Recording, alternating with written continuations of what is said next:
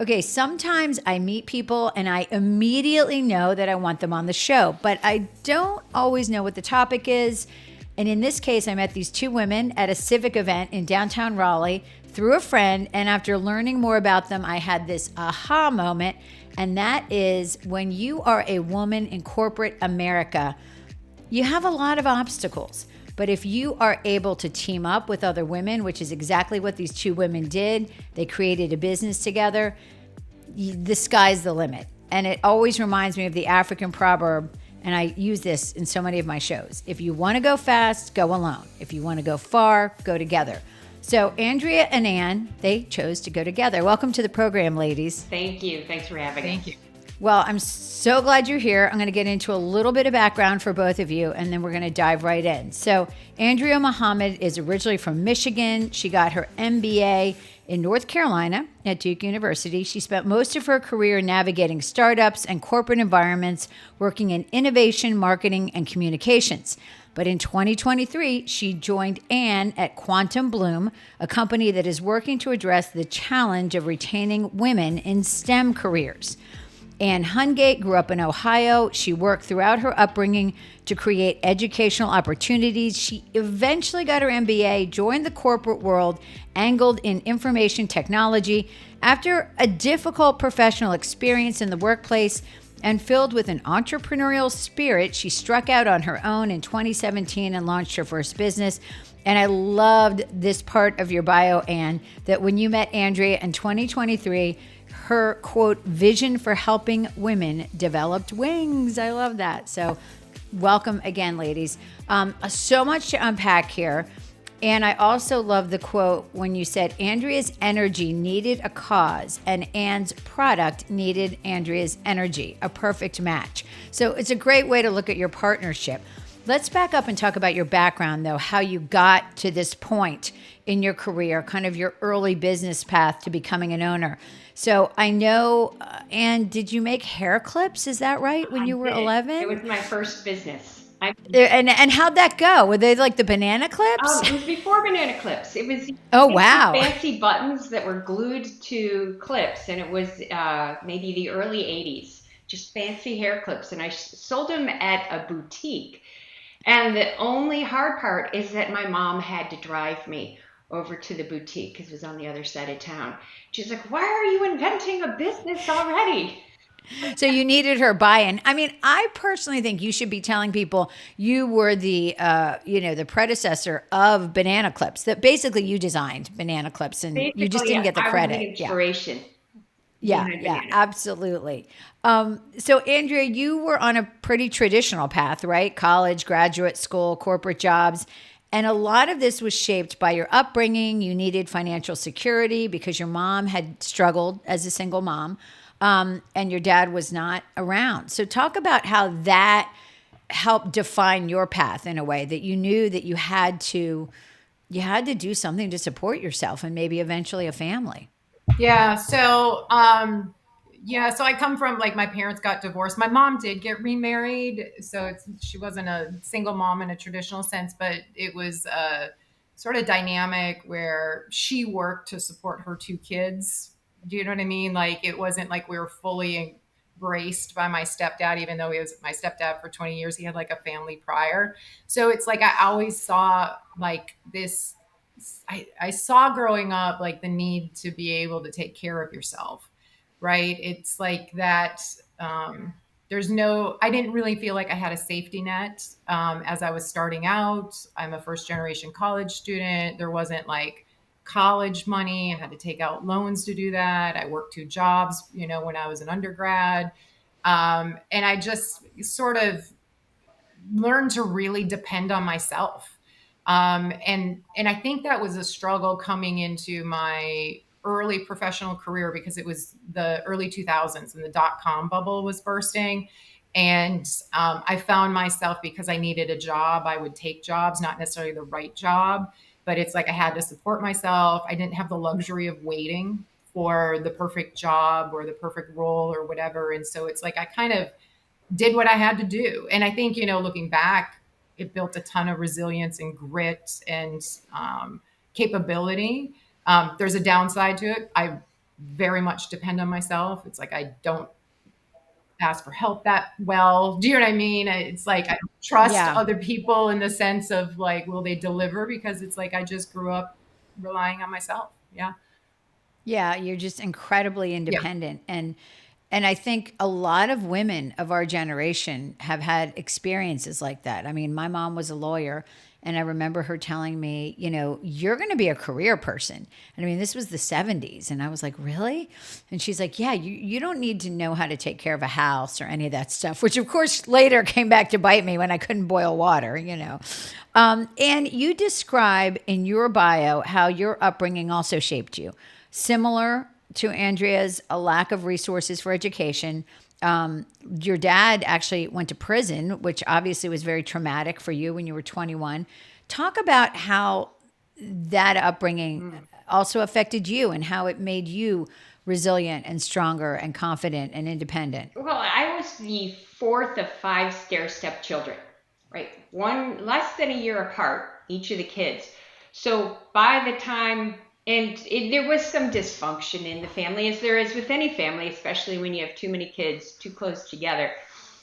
Um, and my father had a drinking problem. So there was always some fear, right? If he was not, he wasn't the nicest person when he was drinking. And so um, when you grow up without safety, without knowing that you're safe in your own home, right, that creates a little bit of what do I need to do to survive? I found that if I got good grades, worked hard, I stayed out of the line of sight. But I think that led me to starting businesses, whether I was making hair clips, running a day camp, I had a house cleaning business. And eventually, when I was 17, I started working as an exterior house painter.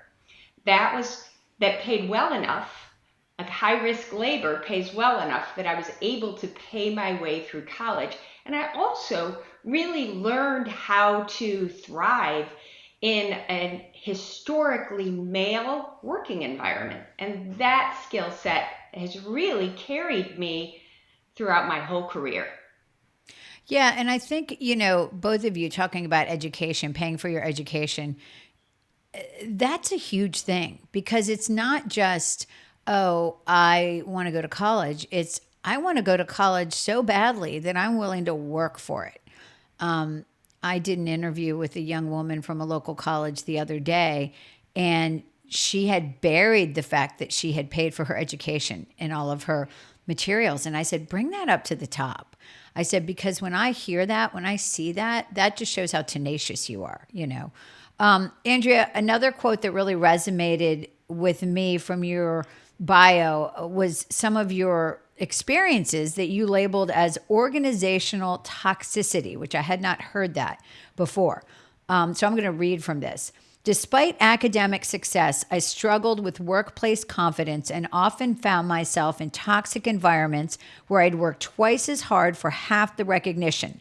At my last corporate job, despite building successful growth functions and driving transformation, I repeatedly hit glass ceilings and faced institutional resistance. I experienced all the classical female in leadership experiences, fighting for titles, resources, and recognition that came easily to male colleagues. I had to learn that where my worth was not defined by others' inability to see my value. The greatest obstacle I've overcome wasn't external resistance, but learning to trust my own voice and stand firm in my power, even when others would prefer I make myself smaller. I mean, this really puts words to so many of the things that women, again, in midlife, our age, have experienced coming up in the late 80s, the 90s, the early 2000s. And you said that this was so intense, the stress that you felt, that at one point you thought you were having a heart attack. I gotta say, it's like right now my heart is beating hard. Like it's like even just hearing you read that. Just remembering Yeah, this. Yeah. remembering. And it's like, and one of the things in my background that I didn't mention was the absence of my biological father and the rejection of my biological father. He lived down the street, and it's like, and I'd only see him, at his sister's house for Christmas Eve. That was my once a year sort of run in with my dad. And it's like, and the last time sort of I saw him and had a words with him. I was 12, and I had skipped a year because my mom and stepdad had taken us to Florida the year before, and my dad didn't know who I was. He asked my cousin to introduce me to him. And it's like this rejection, right? And this like, am I worthy of being seen, right? This kind of thing. And then I realized I brought that into corporate, where it's like, and there's good things to this, right? Where it's like I learned to be really good. And it's like, because I thought doing good work would be the pathway to being seen and supported and recognized. And so I got really good and really competent and all those types of things. But I was still looking for that external validation. I wanted the pat on the back. I wanted someone to like, you know, deem me worthy, right? Deem me worthy. Yeah, that is so common from the experiences of so many women. I heard this quote on a new podcast that Amy Poehler is hosting right now called The Hang. And she says, one of the reasons that I wanted to do this podcast is because I've watched so many men doing the bare minimum. I'm truly giving 25%, which for most people, and she's laughing during this, she's talking to Rashida Jones, is 75%.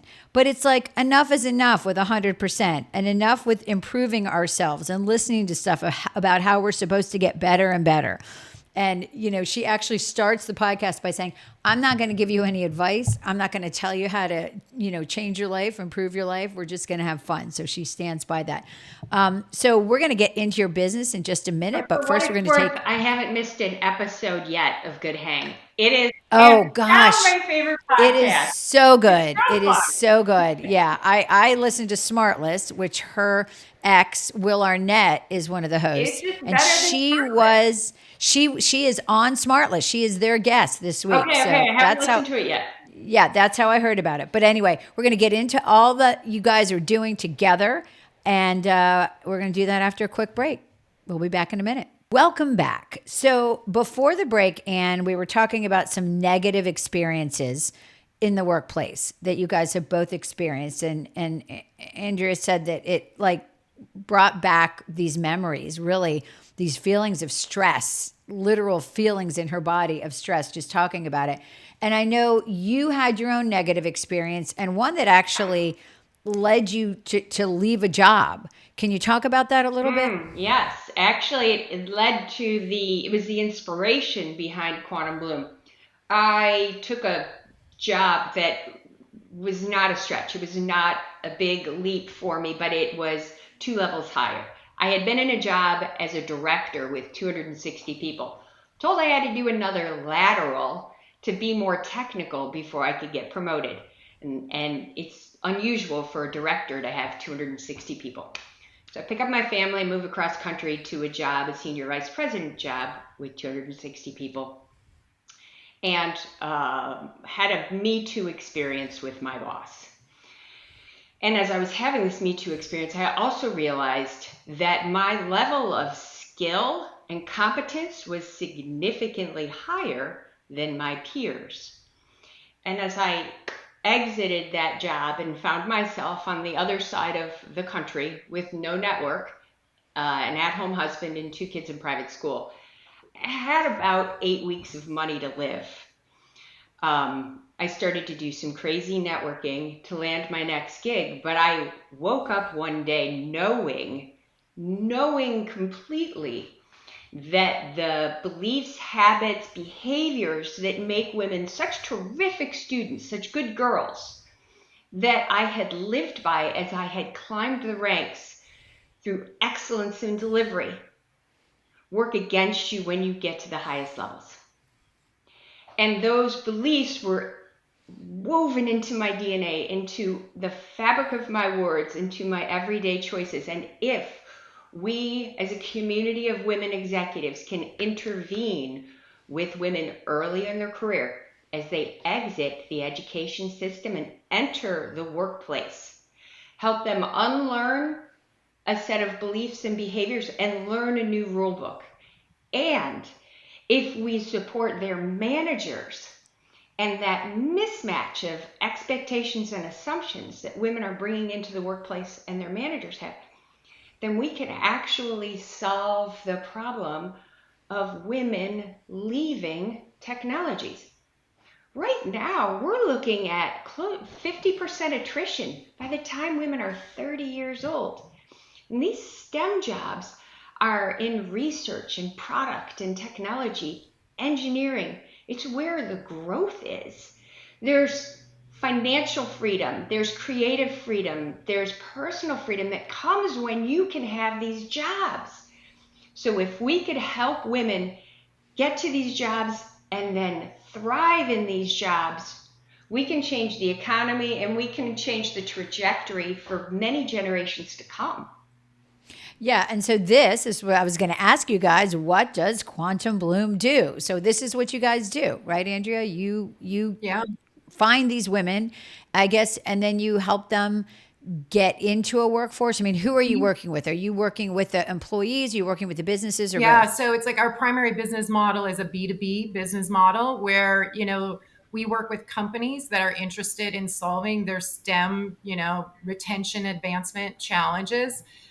We view this, it's a human capital problem. It's not a charity. We're a for-profit business.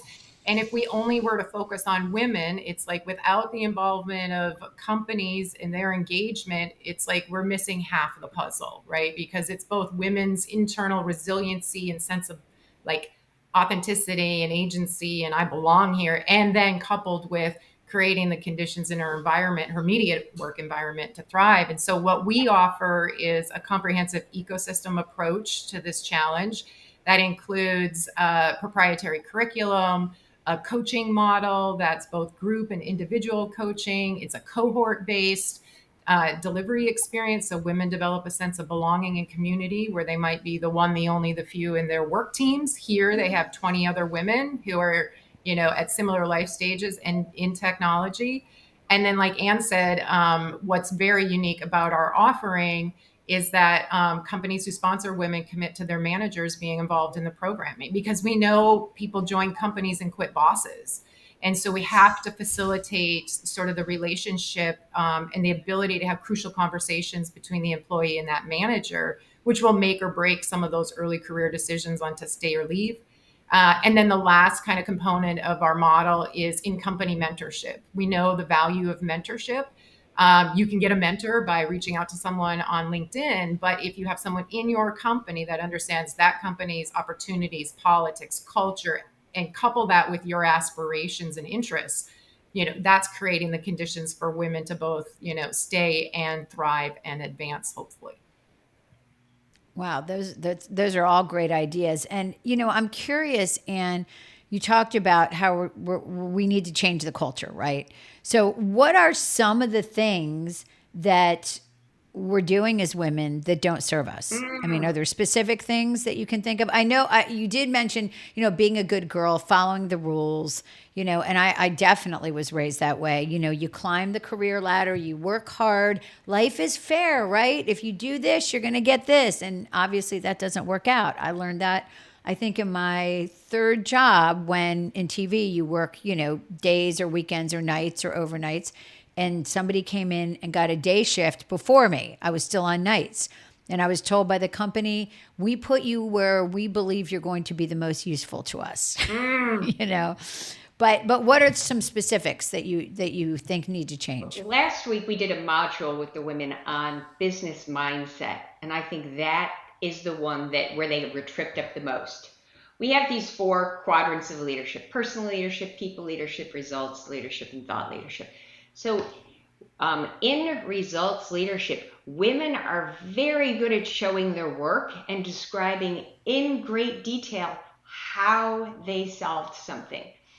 And if women can begin to shift and talk about why their work mattered and own their contribution, it was a team effort, it was nothing.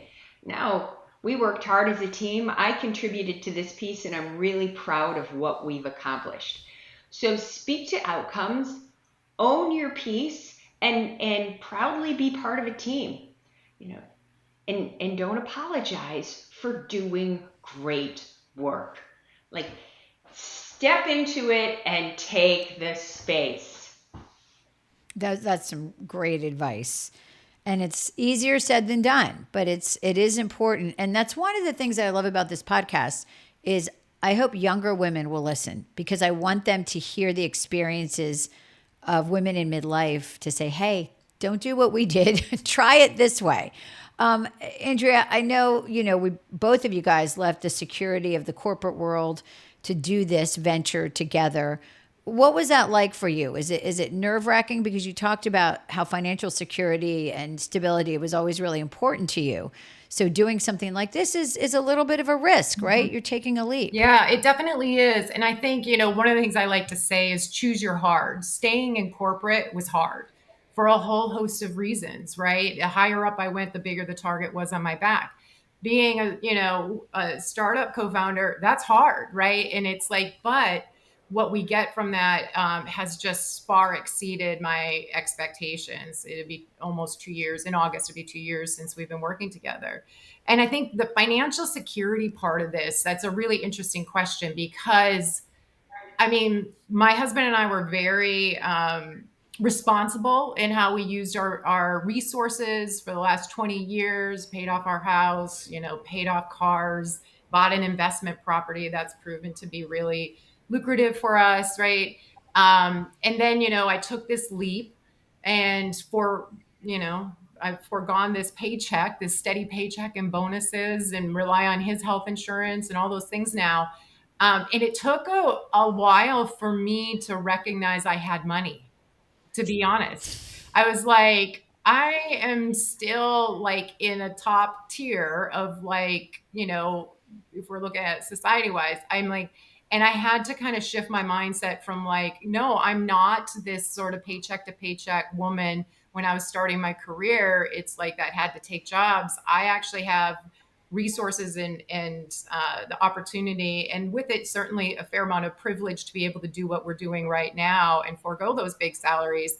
But I had to get my mindset to be like, I'm okay, we're okay, Right. we're Yeah. not going to lose our house, we're not going to not be able to put food on the table. But the how much I needed for that comfort started to shift, where it's like I had to kind of Sure. really like, it's like, what's in the bank account, how far can that go, like how do I cut back where I had just gotten so free with sort of like spending, money because there was always another paycheck coming. Now I sit there, I'm like, am I taking the toll road today or am I going to take the back road? Should I spend that $2? Not really, but it's like I know what you're there's been saying. a process. It's Yeah, it's more Yeah, intentional. You're thinking about it, which is probably good for all of us to yeah, do, at every step of life, but especially as you are, all of us, 10 years maybe staring down retirement or whatever that looks like, in the modern world, scaling back, you do need to take stock of what you spend and what you bring in. And what is it like building something with a woman, a friend, a colleague? I mean, what is that like building something with another woman? Do you feel like it just makes the company that much better? This is the part in the podcast where I get emotional. Because it's the best thing I've ever done. I have never worked with somebody before who elevated me. I was so used to carrying my team, filling in gaps. To have somebody compliment and elevate. Some days when I am flying high and Andrea's struggling, I pick her up. Days that I'm like, oh, I'm so frustrated, she picks me up. Um, it's really the greatest experience I've had. And it doesn't mean it's easy, but it means it's worth it. To work with somebody who 100% has your back, is working with the same level of precision and passion and purpose. It's I can't recommend it enough to women to work in a place where you feel safe and where your value is seen, and when you recognize the value is it's really transformational. you're gonna make me Yeah, I cry honestly believe women. Yeah, I mean, women, I think, are so capable of anything, but when they team up, it's undeniable, right? It's magical. Okay, same question for you, Andrea. What is it like working with Anne, working with another woman, building something together? Yeah, I don't think I've ever worked with anybody that was so committed and dedicated to the same sort of ambition, right? We both have this wild ambition. We don't want to play small. It's like we've had, different paths, but similar paths in different work functions. Like there's so much that is just complementary and like familiar but different. It's interesting. Like, she worked in IT. I was like in, marketing and strategy innovation, but like, it's like we have shared language, shared experience, different names, different people, but it's like it's this sense of knowing where the other person stands. It's this belief that we have this amazing opportunity that for some reason we think we're the only people and the best people that can do this thing. We find ways to like, negotiate and pivot. Like, oh my gosh, there's so many things we've had to like, we're on one path. We're going to raise money. We're not going to raise money. We're going to bootstrap it. We're going to do, we've had to negotiate a lot. And at times, we've had conversation where it's like, this is like a marriage, right? Where we have to negotiate different Right. pieces and parts of this. But it's like this sense of just shared sisterhood on a cause with a commitment to do the work, to do the thing, to put your heart and soul into it. And like Anne, like it's like I've often been like that outlier, like the person doing the driving and whatever. And it's like, and with Anne and I, we're both these like resilient drivers. Our backgrounds were not easy. Neither one of us has given anything. We earned everything, and we're earning it again, right? We're earning it again, but on our rules, right? And that's, I don't know, it's just, highly recommend, highly recommend. And I think the partnership, to Anne's point, it's like, being able to like offset when someone has a rough day or a bad call and like bring them back to center and like all those types of things. Doing this alone would be really, really difficult. And I'm just grateful that Anne opened up this opportunity to me. She'd been working on this company for 10 years before I came into this. And my first response is like, Anne, a dude would have went to market with this 3 years ago. What are you waiting for? And I don't know, it's kind of like not looking back. It's just like going forward, not looking back. The other thing with this curriculum is we are living what we're teaching.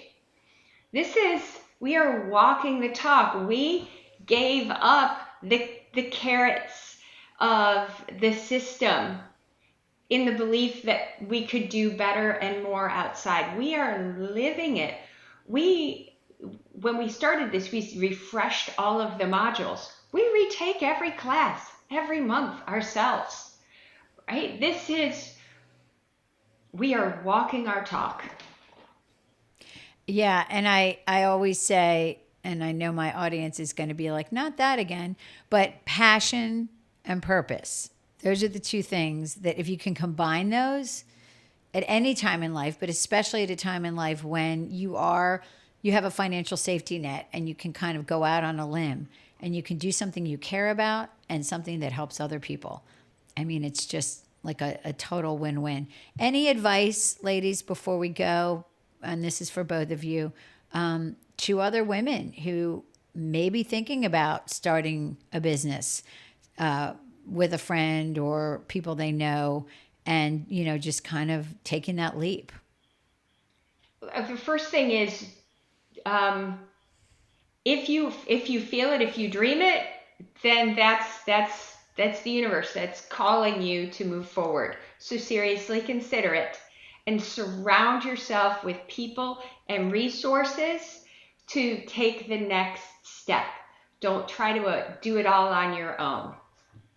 Yeah. I think that's my best advice. I would add, believe in yourself. Take a risk on yourself. It's like instead of looking for someone to take a risk on you, it's like take all that ingenuity and all that know-how and all that stuff and bet on yourself. There's there's no better bet than betting on yourself.